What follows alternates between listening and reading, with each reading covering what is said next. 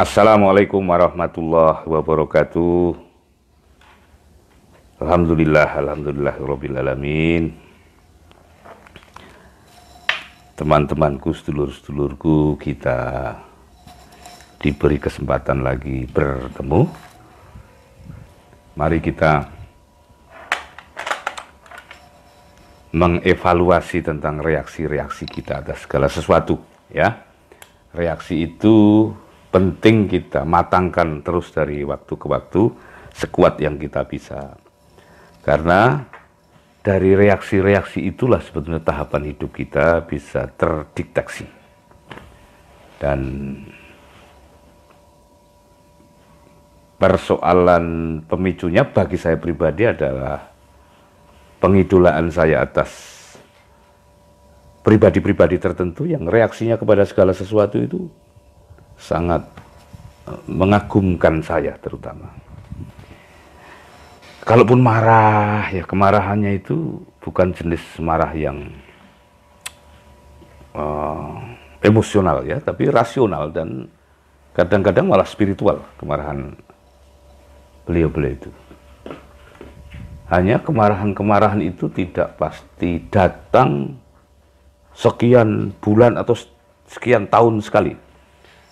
Karena citra beliau itu kemudian adalah citra yang tidak pernah marah. Lalu pribadi-pribadi begini ini juga kalau menerima kritik itu ya santai saja. 80% kritik kepada orang-orang semacam ini hampir tidak pernah ditanggapi, ya. Jadi saya bisa takjub itu kepada seseorang yang sampai kuat tidak menanggapi sebuah kritik. Rahmat Syah menyimak Pak D. Wah, tadi kita sudah ketemu ya, Mas Rahmat. Wah, aku lelah sekali tadi mengajar pagi tadi itu. Lalu keluar sejenak, lari-lari itu, mencari panas matahari, lalu makan siang, lalu istirahat, dan bangun asar ini lalu ketemu teman-teman di sini, ya. Tadi mengajar tadi itu mohon doanya Mas Rahmat agar diistiqomahkan untuk menjadi majelis belajar bersama ya. Ada kelas gratis, ada kelas murah, ada kelas mahal, dan saya sedang merencanakan kelas mahal sekali ya agar ya mencari nafkah itu juga boleh sambil guyon ya. Tapi intinya core persoalannya adalah ikhtiar. Ya. Ikhtiar itu sungguh mau dibahasakan apa saja, soal pembahasan itu rileks sajalah. Ya. Tetapi ikhtiar,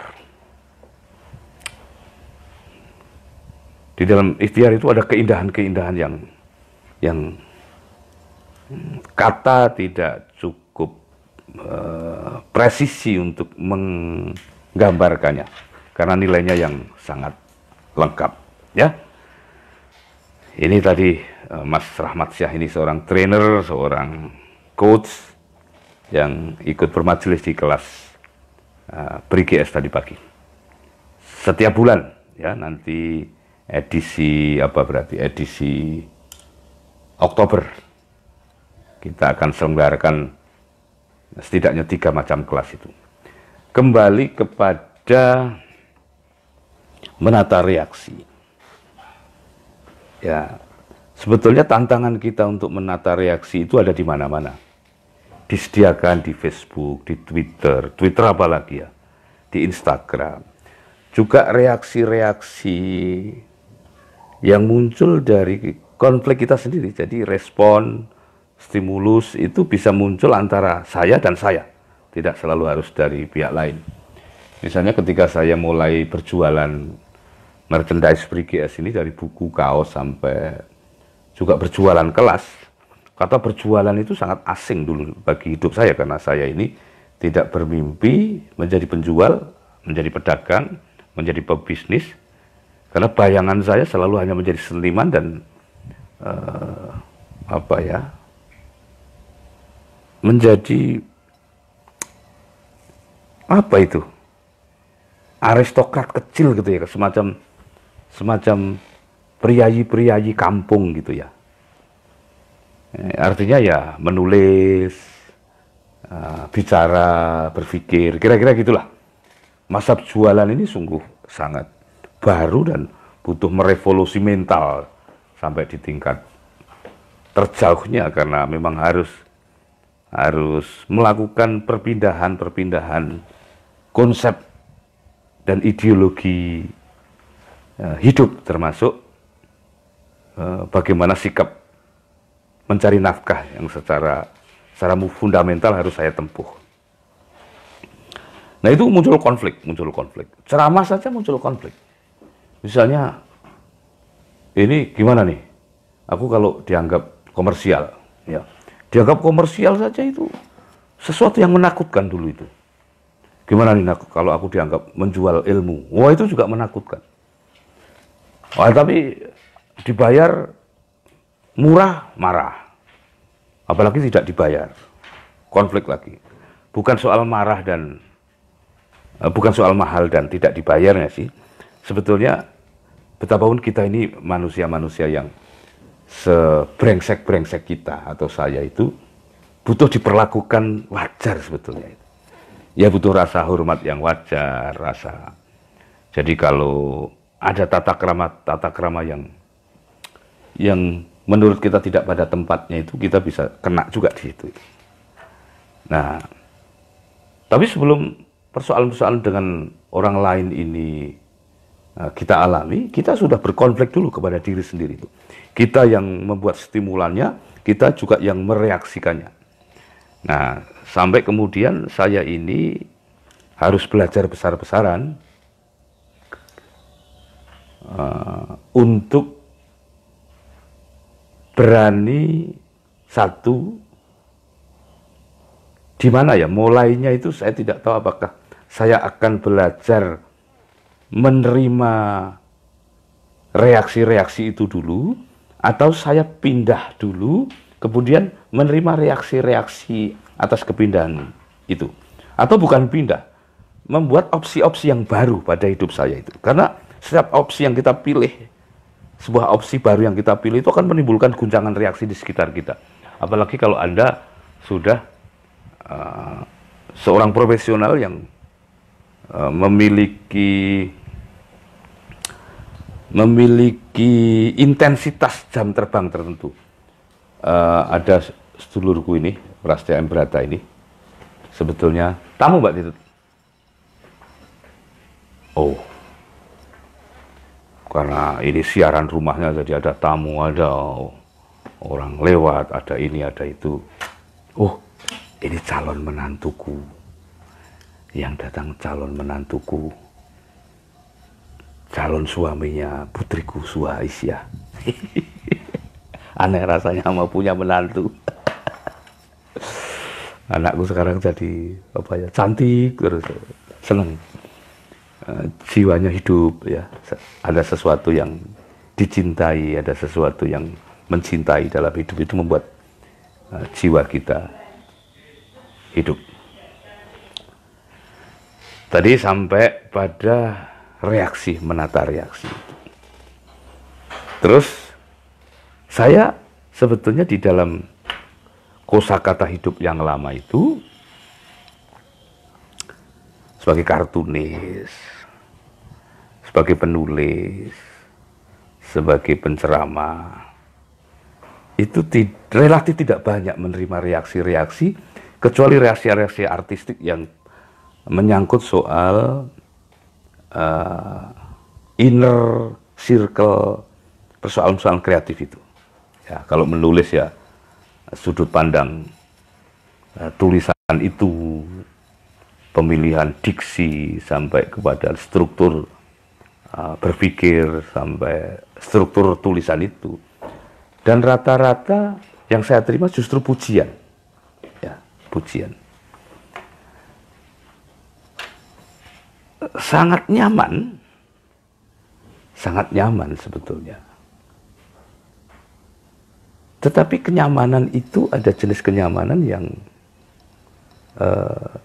berbanding dengan pemenuhan nilai-nilai yang kita butuhkan, ya.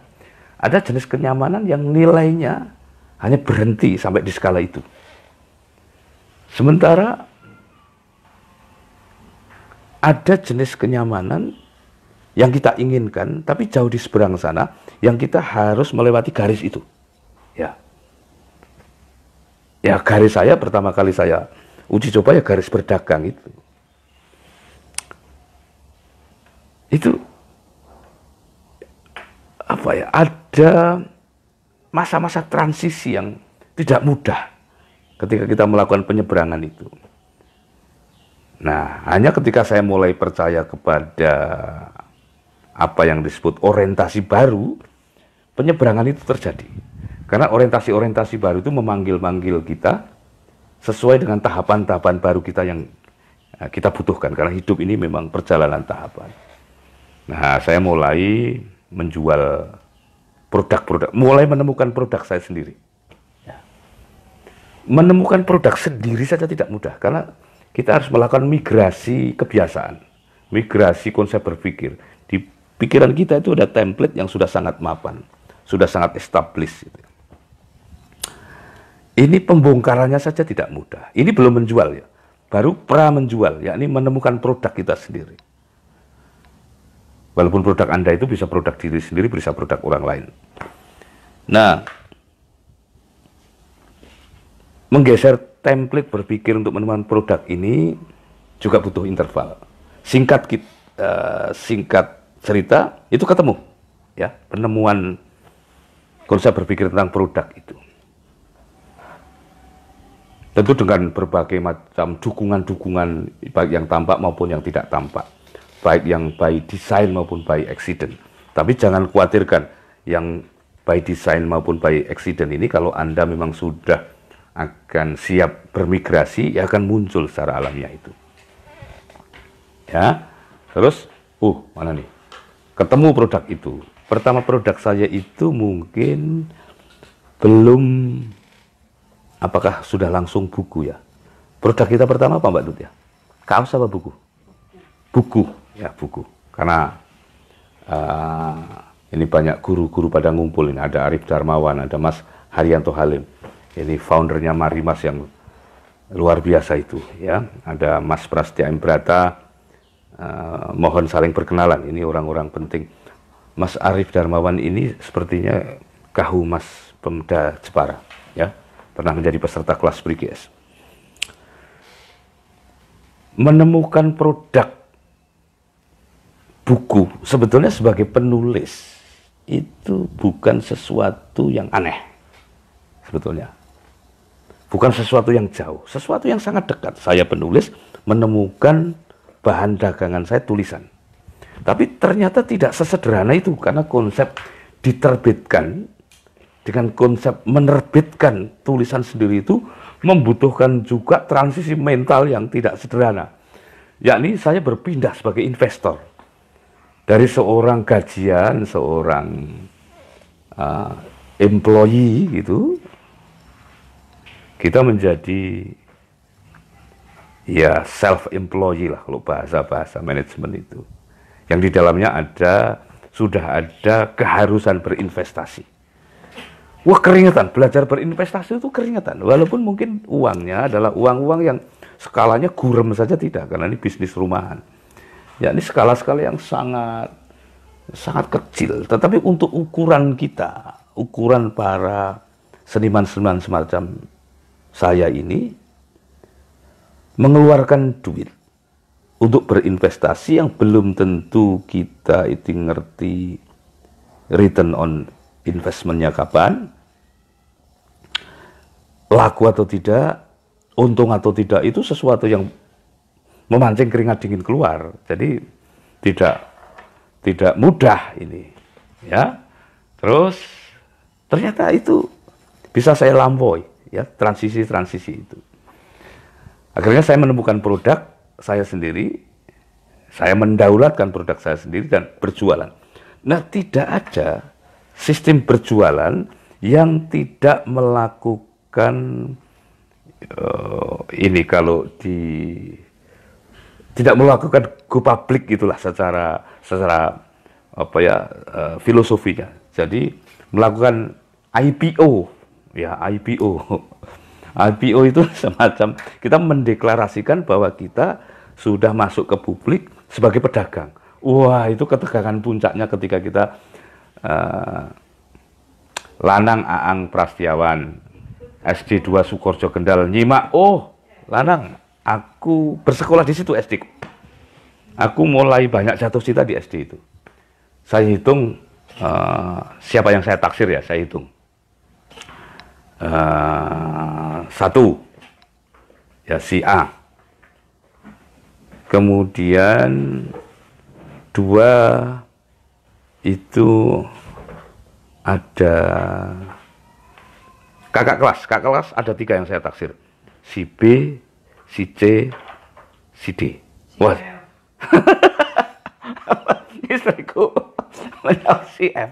Oh, F-nya banyak itu nanti tak sampai Z kok. Jangan khawatir. Cuman sudah tidak di SD 2. Yang si A ini di luar sekolah. Wah, itu indah sekali. Kita papasan saben hari.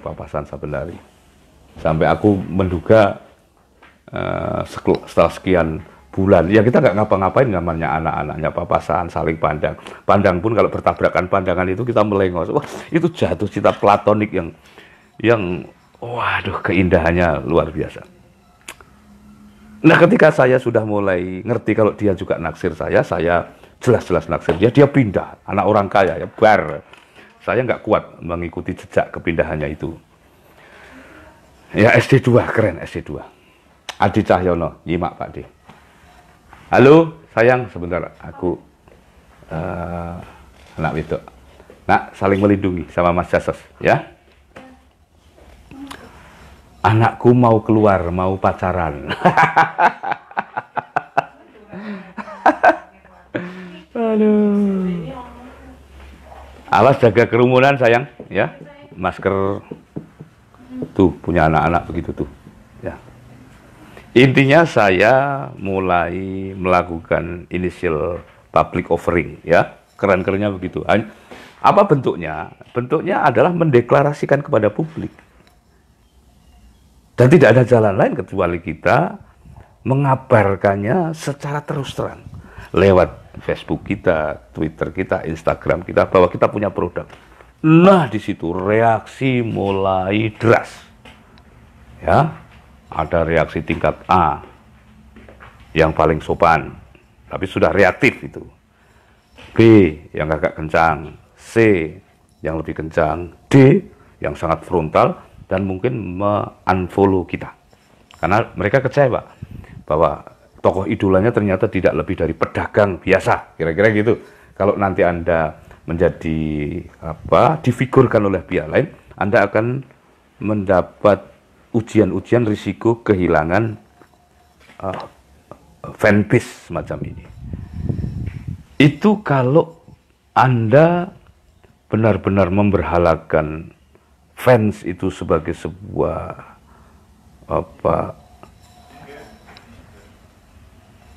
itu. Jasos, hati-hati ya. Kamu jaga diri agar bisa menjaga Suha. Ya, Suha juga begitu. Terutama di tempat-tempat umum kesehatan. Oke, hati-hati nak. Itu pesanku kepada calon menantu. Loh, apa itu? Mas Jasos bawa oleh-oleh, Bu? Asik.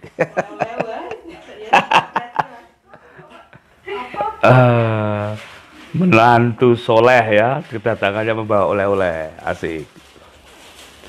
Nah, disitulah reaksi-reaksi bermunculan.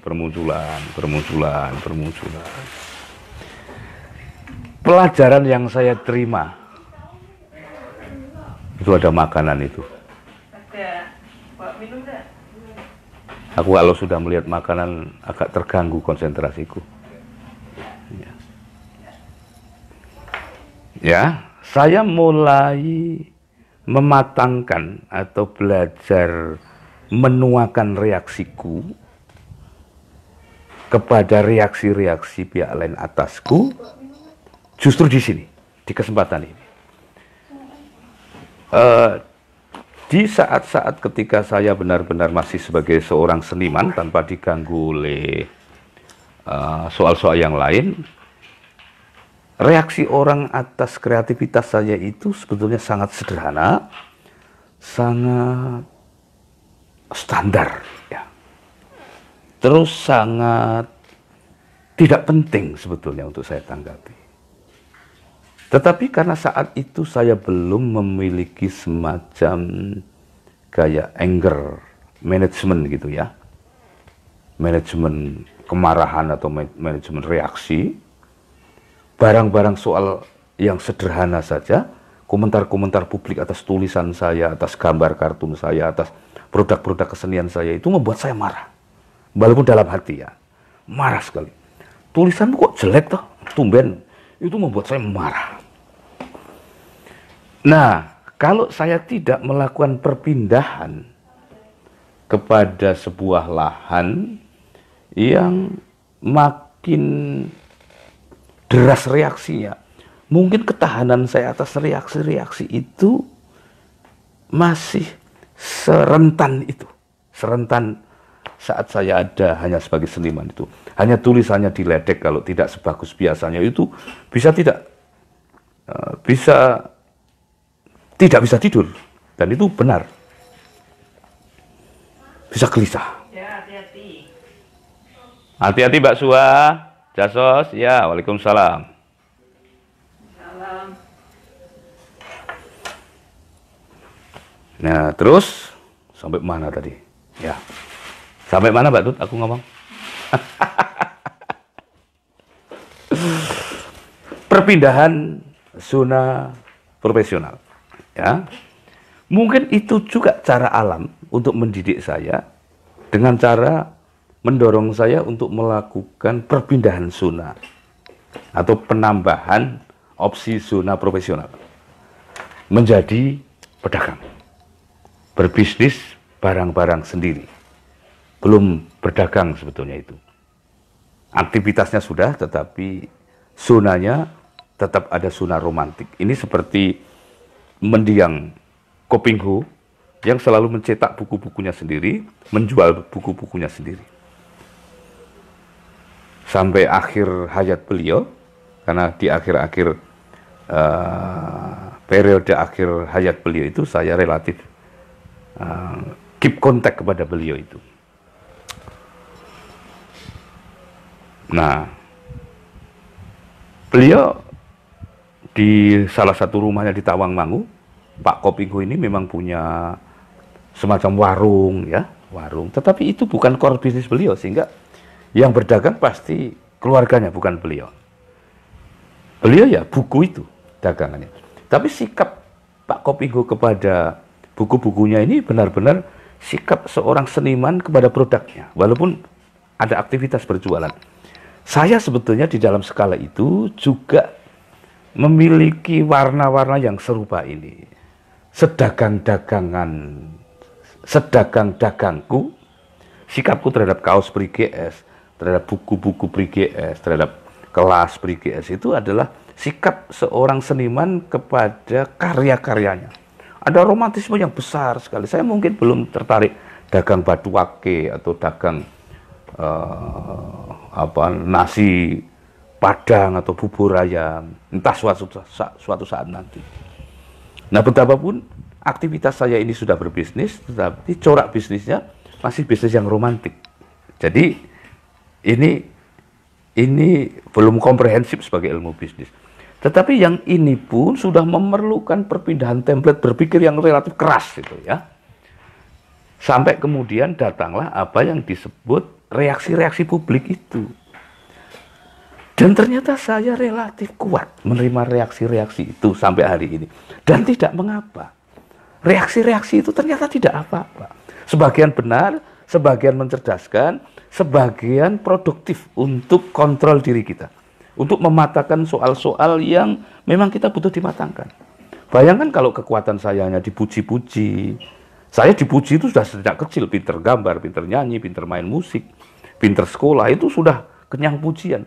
Giliran kena kritik, patah hatiku nggak rampung-rampung. Ini berbahaya hidup yang begini ini. Ya, myth Miftahul Fitriyah Asrudin, Jombang menyimak Pak D. Matur suwun ya. Sedulur-sedulur, itu pengantar yang bisa saya sampaikan.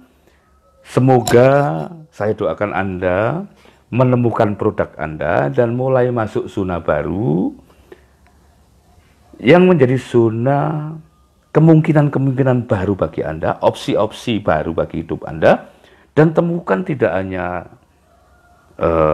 duit, tidak hanya pemahaman, tidak hanya kemungkinan-kemungkinan, tapi seluruh nilai itu disembunyikan di sana. Terutama nilai-nilai yang kita penting untuk mengaksesnya. Saya setelah ngerti bagaimana impresifnya dunia bisnis itu di tingkat ketika kita sudah menjalankannya, waduh, saya merasa sangat terlambat untuk berwisata kepada nilai yang nyaris lengkap itu. Dan bisnis itu kekayaan nilai akumulatifnya itu sungguh saya merasa rugi baru mengenalnya di atas usia hampir 50 tahun. Tapi sebelum kita terlambat, usia 50 tahun pun ketika diberi kesempatan itu indahnya sedemikian rupa. Itu saudaraku, semoga pertemuan singkat ini bermanfaat. Wabillahi taufiq wal hidayah. Assalamualaikum warahmatullahi wabarakatuh.